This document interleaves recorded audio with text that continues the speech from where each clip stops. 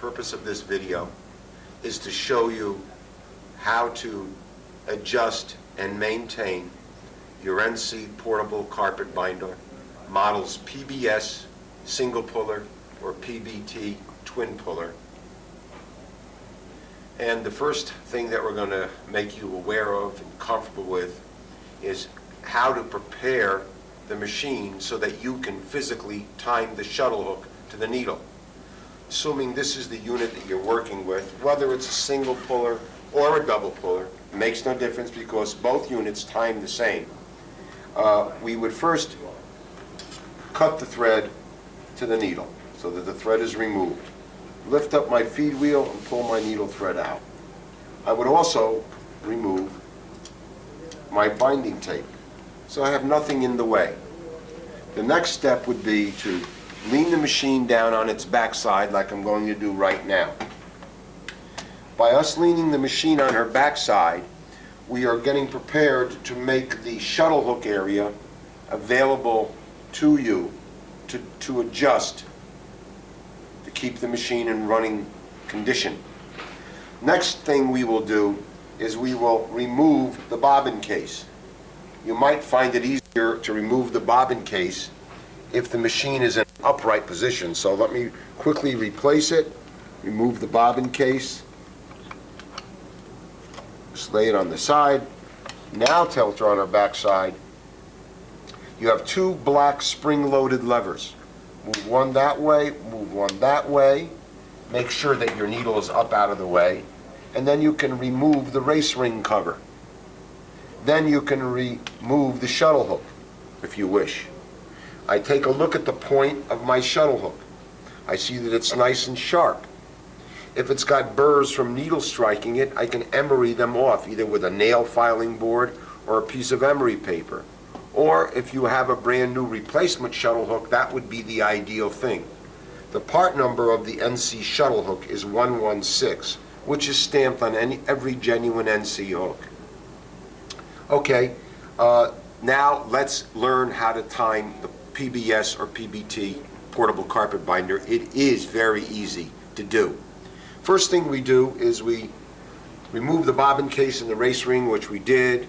We cut the thread, got that out of the way, and removed the tape. We've tilted our machine on her backside. We've got our needle up out of the way.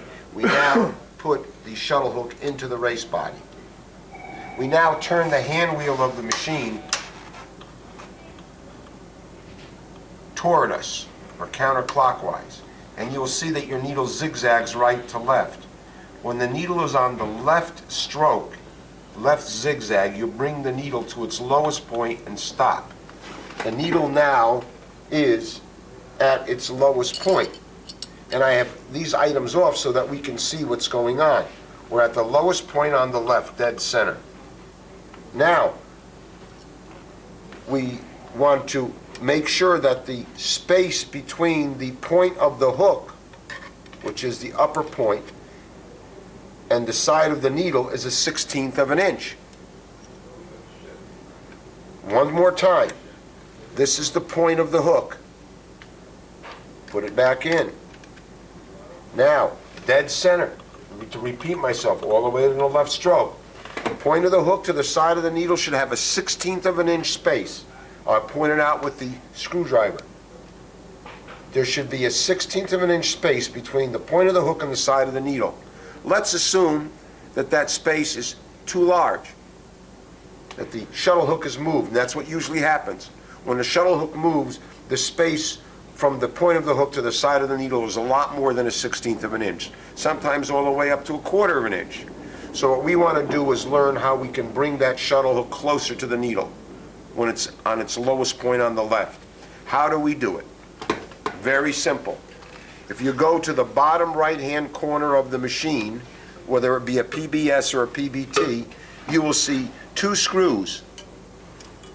This is screw number 1, and this is the second screw.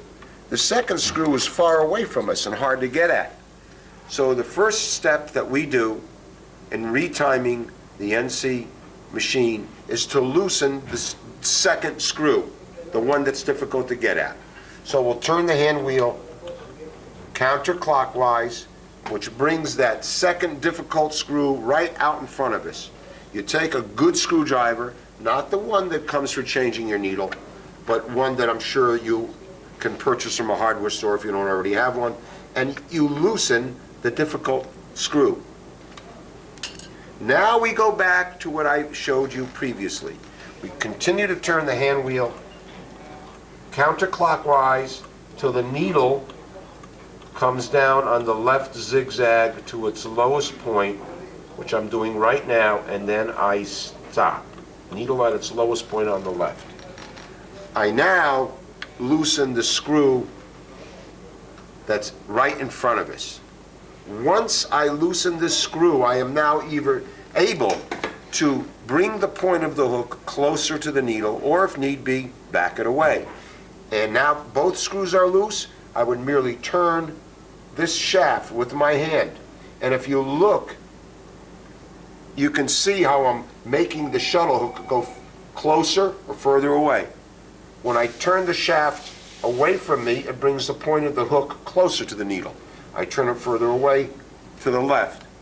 Sometimes you'll find that when you loosen the two screws and you go to turn this shaft by hand, this is shaft number 119, shown in your parts book or in the instruction manual, you can't turn this shaft by hand, even though you've loosened these two screws. And that's the case, you get a plier, and then you can turn it with the plier. All right, now I'm going to turn the shaft and bring the point of the hook, shuttle hook, 1/16 of an inch from the side of the needle. I've done that. I now tighten the screw that's right in front of me, and I turn the hand wheel, and I'm going to go to the difficult screw that we loosened, this screw right here, and tighten that. I now have timed the NC PBS or PBT portable carpet binder. It is just that simple.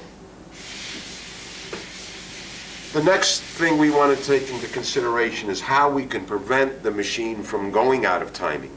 And one way we can do that is by making sure that we have a new needle in the machine for each day's work.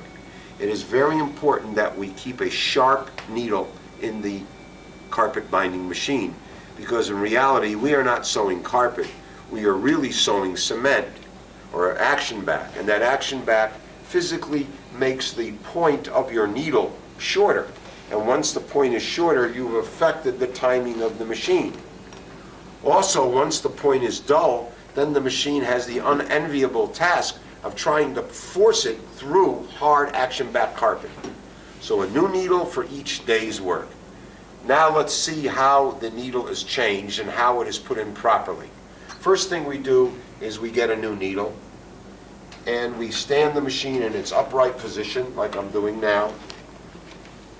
I loosen the screw that holds my needle in the machine. I remove the old needle, take it out. I take a new needle from the box.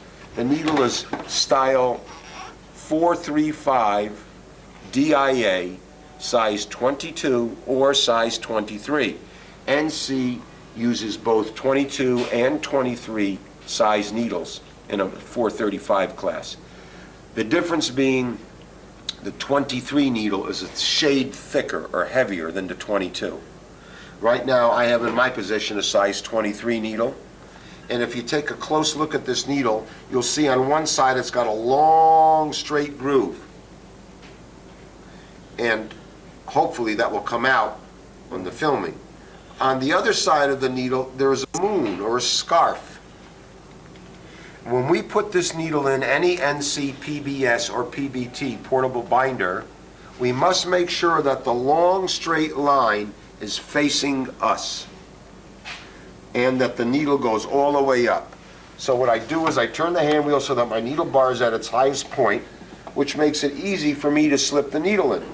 I take the needle, I put it in all the way up, then I turn the needle so that the long straight line is facing the operator, or you or I. And then with the needle all the way up, I tighten the screw, and we are done. Just that simple. All right. Now, once your new needle is in and secured, we are ready to do a day's work. The next important thing to help maintain the timing of your NC portable, other than putting a new needle in for each day's work, is to maintain the oiling and cleanliness of the machine. The most important area on an NC portable carpet binder to oil is the race body. It even has a label on the machine which tells you, oil race body before each carpet. That means regardless of the size area rug, when you go to oil or go to bind your next carpet, make sure you put a drop of oil in the race body. It's just that simple. If you don't put that drop of oil in the race body, then you are inviting trouble, you're inviting the machine to get knocked out of timing. And let me explain why. Every time the needle passes through the backing of the carpet, the action back of the carpet drops down into this race body. And all that garbage or action back piles up, and it compiles enough to force your shuttle hook to go out of timing. The shuttle hook rides back and forth on the ledge of this race body, as I'm pointing out with the screwdriver. Now I'll physically put the shuttle hook in and turn the machine slowly by hand so you can see what I mean. It rides back and forth at a 180-degree turn. So there must be oil in here. If you do put oil in here like I'm going to do right now, the oil will make sure that the grit doesn't pile up and does not damage and knock the machine out of timing. The oil doesn't clean the grit. What physically pushes the grit out is what we call a shuttle race cleaner, which is this piece right here. It's black in color, it's made out of plastic, and its sole function or sole purpose is to push the grit out. But it will not push the grit out unless there is oil in the race body. So I just snap this sucker back in, bada beep, bada boop, throw the shuttle hook in here. Forget about it. Forget about it. Bada beep, bada boop. Put the race body back here, close it in, and now we're ready to rock and roll. Now, you may be wondering, is it absolutely necessary to take all this stuff apart to put oil in the shuttle hook? The answer is no. You can oil your race body very simply by taking the tip of your oil can, putting it into this bottom area of the race body, with the machine standing up, right? 1, 2, your oil's in, you're ready to rock and roll. Just that simple. No, you don't have to take everything apart. But I took it apart to help you see where the shuttle hook rides and why it's important to keep oil in this. It's keep it well oiled with a sharp needle, or as the saying goes, see me now or see me later. What will be the next thing that we want to be aware of with the PBS or the PBT? Well, will be how we put on a spool of thread properly.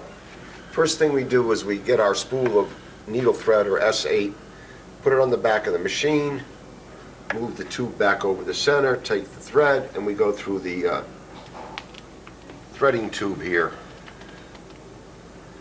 And what goes in must come out. So here we are. Now I'm going to turn the machine around so you can see the front view of the threading. And you'll see after you come out of the tube that there's a little thread guide on top here with a hole and a slot. We go through the hole naturally because if you put it in the open slot, the thread will only slip out. Each new NC machine that you receive from us, or repaired machine that you receive from us, already goes back to you threaded, but nonetheless, let's take time to show you how the machine is threaded properly. Even though it's shown in the instruction manual, I then take the thread, slip it in here, and I go in between the two discs. There are two metal discs in the tension unit. I don't know whether Mark can get an up-close view of these two discs. I'll point them out to you with the butt of the screwdriver. Two discs right there. I'm separating them right now. I'm trying to focus. Let me get the tweezer. Maybe that would be a better pointer. Here's the two discs, disc 1 and 2. The thread must go in between the discs. A lot of people go and they put the thread here, they don't know or realize that they have to pull the thread in between the discs. You can almost hear it click. Again, in the discs. The tension is nothing but a simple piece or device that has two metal discs, upper and lower, and they clamp together and put pressure on this thread. You just have to make sure that the thread is in between the discs, like we've just done here. Once it goes in between the discs, we pull down and we come up and around, and we catch this little check spring here, which I'm pointing out with my tweezer. Come with that check spring, and I bring the thread all the way up so that the thread is now caught in the upper catch of the tension unit, which I'm pointing out with my tweezer. By having this thread caught in this upper catch, it makes the check spring do its work in helping pull up a good stitch, which I'm manually, as you can see, making the check spring work as the machine would do as it's sewing. If you fail to bring the thread up and put it in between the little finger there, it will eventually slip out of the tension disc and not let the check spring do the job it's supposed to. So here we go again. Okay, now of course you continue on with the threading and through there. From the right to the left on the take-up. Your take-up, this device here may be in any position depending on where you stop to thread the machine from. And then I come back in here. The purpose of having the thread come through here and out here and down here in this guide is so that the thread doesn't jump all over the place. Will the machine work if it's outside the guide? Yes. But the machine will not sew properly unless the thread is in between the discs and caught up in the upper finger and through the check spring. Now I come down here to this thread, curlicule thread guide. You're supposed to wrap it around a couple times there. Like it's making a liar out of me. It's so simple to do and I can't do it. There you go. And then we go into the needle. And we go from the front of the needle with the thread to the back, and we leave about a 5 or 6 inch tail. So here we go. We go in here. We go through the front of the needle. The moon is to the back of the needle. The long straight line is in front of us on the needle. And we leave our 5 or 6 inch tail. Next thing we do is we take that tape and we make a point on the tape so that we can slide it through the attachment easily. We slide it into the folder directly, like I'm going to show you right now. Into this folder, I use the tip of my tweezer or a needle or whatever to slide the tape through.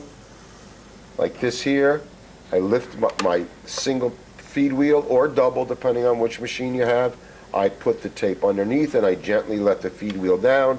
Then I go back to my binding and I put this tape in that tape tension bracket in between here. And then I slip it under here. And I now have my tape done properly. But the easy way to insert the tape on the PBS or PBT is to make the point on the tape like I showed you. Here, you fold your tape, make an arrow, pretend you're an Indian. There you go. Run the tapes directly from the roll to the folder. Here we go. Slip it through the folder. Do it one more time. All this is shown in the book, but seeing it hands-on makes it a lot easier. I come in here. I don't even bother with this stuff. Leave this stuff to the end. That lets your tape move more freely.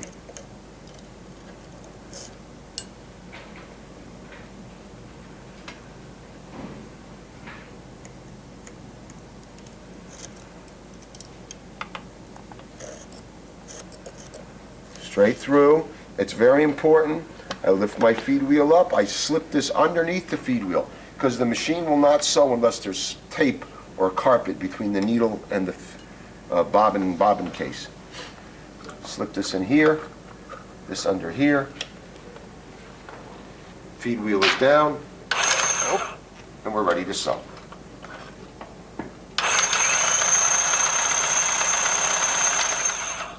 go.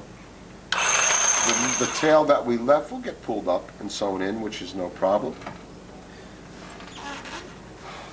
That is how we time the PBS PBT, how we maintain it and keep it in timing by keeping it well oiled and clean, and how we thread it properly, how we put the tape in properly. The other areas of oiling on your PBS PBT are marked with red oil holes. On the PBS or PBT, there are either 3 or 4, as shown on the PBT to my left, oil holes marked with red paint. And there's a label that tells you put the oil in these holes hourly, every hour of running, not every hour. If you use the machine 5 minutes, don't come back 55 minutes later and put oil in it. Sure. Some of the older PBS and PBTs don't even have the label up here. You do not put oil in this area here. This is where there used to be a bobbin winder, which no longer exists. If you put oil in these holes, it'll get down on your belt, and when you go to pull a trigger to sew, the machine will not sew properly. It'll slip because you'll have oil on the belts. The next area of concern for the PBS PBT, or for any carpet binding machine, whether it's our table model, which I'll show you right behind with Mark filming if he wants to take a second and show him. Another area of concern is the area called the carpet folder or attachment or binder. And even on our large table model machine, as well as on the portable that we're working on, this area or mouth of the folder is of major concern, and now we'll show you why and explain to you why. So let's go back to the portable. All folders, regardless of their size, have an opening or a mouth that the carpet must pass through. This is the mouth of the folder I'm pointing out with the screwdriver or the tweezer. And the carpet must pass through the mouth of that folder with no resistance that you're going to bind. If the carpet drags, which I will show you right now, as it goes through the mouth of the folder, then you got a problem. Here's the standard folder. Here's a high pile or heavy carpet. That carpet just hardly wants to pass through this folder. If you have a carpet with that kind of density, you must bevel the carpet first, as we'll show you over here when we take a look at our NC beveler. This is the NC beveler, and you would use it to bevel the border of a carpet before you bind it, or you could also use it for butting carpets together in custom area rugs, like a border or bevel that you make. So we take this high plush carpet, I'm going to put the switch on, which will run the beveler, which will make it, it'll be very loud, and I'm going to bevel the edge of this carpet.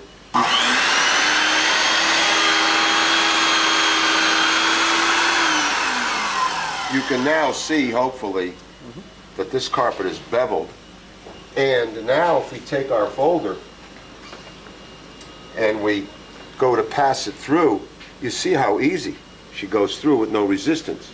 Now the machine will do an excellent job in binding the carpet, instead of having the machine fight to pull the carpet through the folder. What will happen is, even though the machine has the ability to pull the carpet, the folder will push the carpet away from you, and it will never be a good bind. It may not bind at all. So once again, I emphasize that even on our table model binder, which Mark will show you one more time, on this monster, that you must make sure that the carpet passes through the opening of your folder with no resistance. If there's resistance, the machine is not going to operate properly, through no fault of its own, strictly through your fault or your lack of knowledge. Let's go back to the portable and see what else is available for your portable. The first option that I want to show you that's available for the PBS PBT is what we call our rug glide. That would be NC's part number S28. The rug glide, which is this device, has holes pre-drilled in it to allow it to mount onto any NC, PBS, or PBT portable carpet binder, whether it's a modern unit or one that's 25 or 30 years old.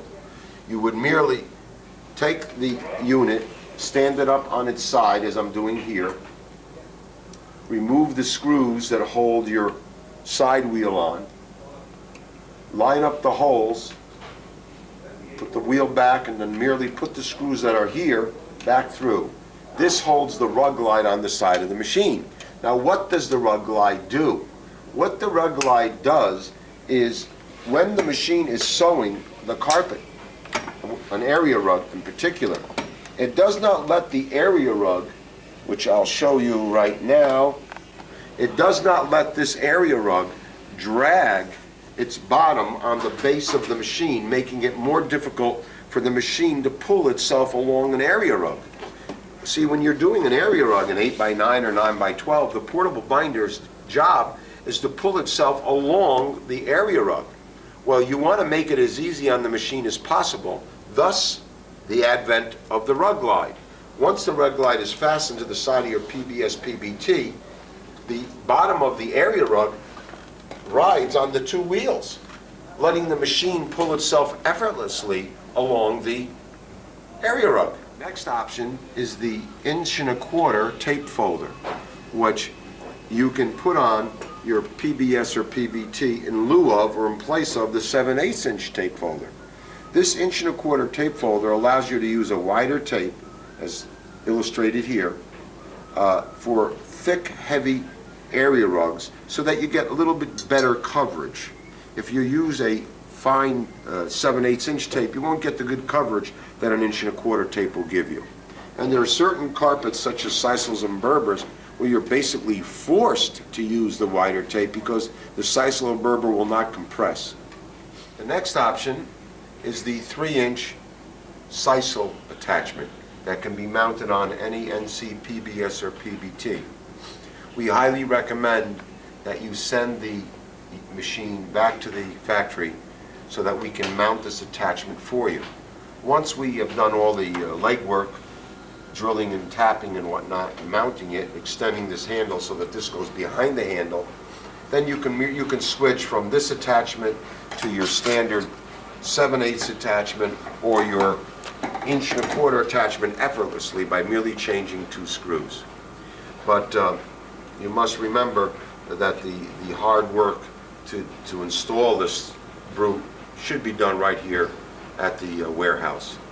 The rolls of tape available for the 3" folder are 50-yard rolls if they're in cotton, or 72-yard rolls if they're in polyester. We have a chart, color chart for the 3" cotton, as well as a color chart for the 3" poly or synthetic tape.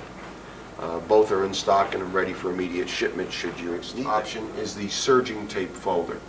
Surging tape is tape that is made to appear like wraparound surging that would go around the edge of a carpet, completely around it, like on an oriental rug. The surging tape is made out of 100% cotton and is fully lined in the back.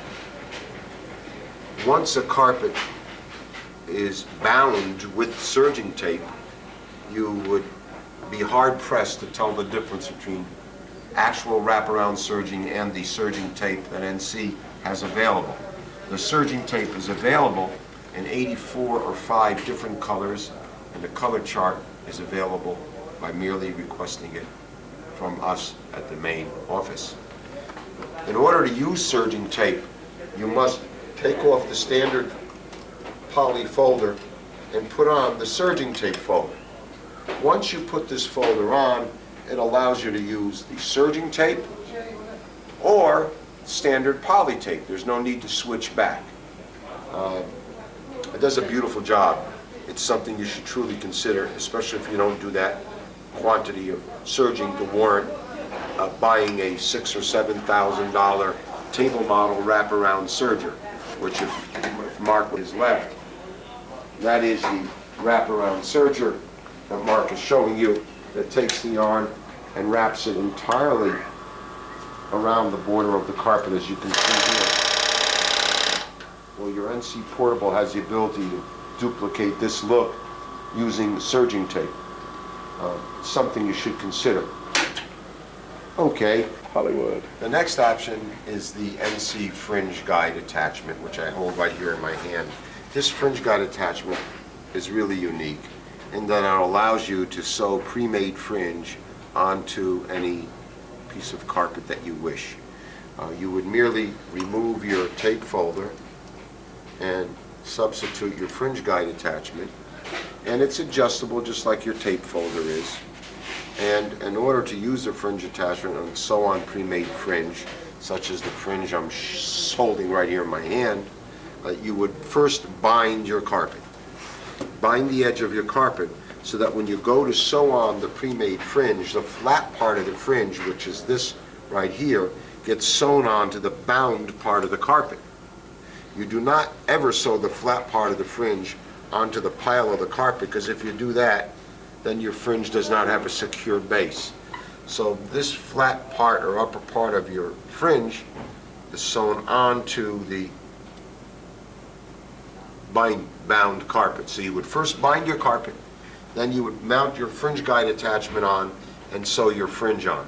What the fringe guide attachment allows you to do is the fringe gets sewn or gets directed in the upper guide, and the lower guide down here is how deep your carpet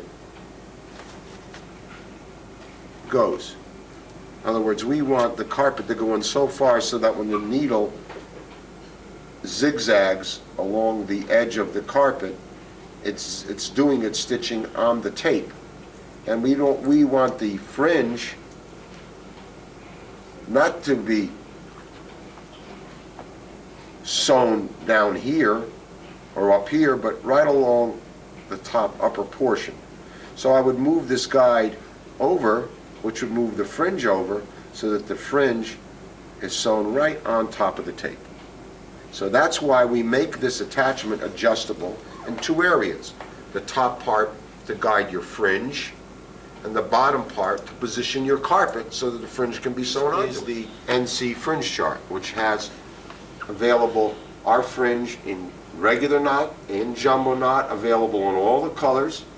Plus we also carry oriental fringe in knotted oriental and non-knotted oriental. The oriental fringe that we handle is bone or natural in color, and is available on 36-yard skeins, whereas the regular fringe is available on 25-yard skeins, or bolts as we call them. All you do is merely specify the color, whether you want regular, jumbo, or for that matter if you want the oriental. All are readily available from NC in Newark, New Jersey.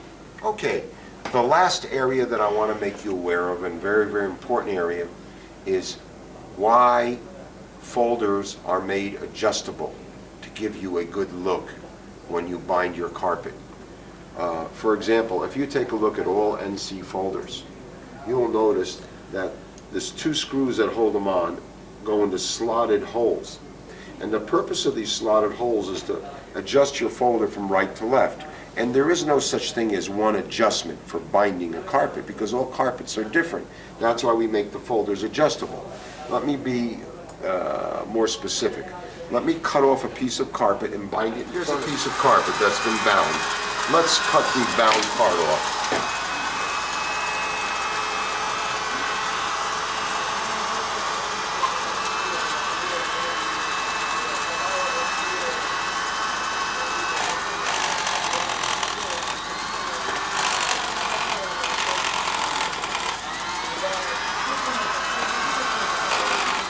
Okay, let's bind this carpet and see what I mean by having a folder being adjustable. Of course, whenever you bind a carpet, your job is to keep the carpet tucked right against the side of the folder.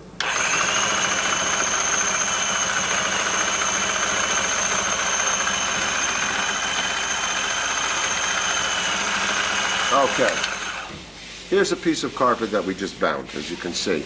And if you take a close look at this carpet, it's got a nice tight wrap, meaning that it's bound the carpet around the edge nice and snug, didn't leave a loose end, which is good. And also, which I also like, is I'm not seeing my zigzag stitch laying on top of the binding. I've got this folder adjusted so that most or a good percentage of the zigzag stitch is in the pile of the carpet, that you can't see it. But if I didn't have this folder adjusted properly, like I'm going to show you right now, let's say they had this folder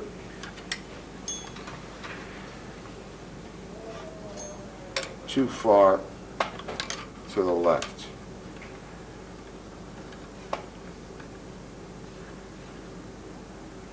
No, I'm sorry, too far to the right. Let me get the needle out so I can move the folder over.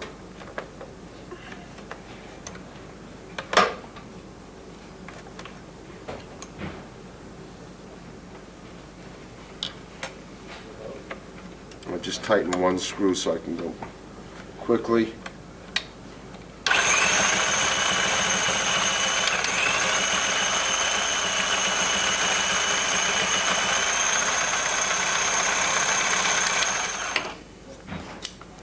Look how ugly that is.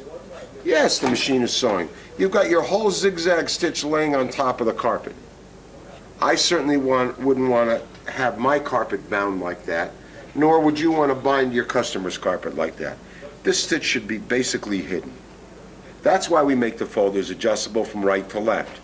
Well, it doesn't take a genius to figure it out, but if you move your folder from to your right, which I'll do right now and explain it as I'm doing it, moving it to my right makes the majority of the stitching deeper into the carpet, which hides the stitching from you or your customer. Moving it to my left, naturally, makes it go deeper on top of the binding. Now, if I went to a real high plush carpet, such as the one that I'm bringing up right now, I may have to reposition my folder. Maybe when she comes down to sew, the machine might miss catching the tape. So I may have to move the folder further to my left so it catches more deeply, because I'm doing a carpet that's much thicker. That is why we make the attachments adjustable. So once again, to repeat myself, when you wish to hide your stitching, move your folder to the right. If your stitching is not catching the binding at all, missing it on occasion, move it to your left. This is the rule for all carpet binders, whether they be portable or table model. Okay, another item of interest is the rug glide, or not rug glide, I'm sorry, Cove base attachment, which is easily mounted on any NC, PBS, PBT, or old style speed binder, or other bobbin type portable carpet binders. This Cove base attachment is easily mounted. It's made out of 100% stainless steel, because everything we do here is done first class. Let's take a look at a portable, and how this gets mounted. You merely tilt the machine on its backside, and it comes with a simple installation sheet because it's done in 3 steps. And you take the attachment and you look, there's a lip here. The lip goes to the back of the machine, right here, and then that goes there. And then we merely tilt the machine to her backside. And there's a little piece with an Allen screw here, and that little piece goes in here, and the Allen screw goes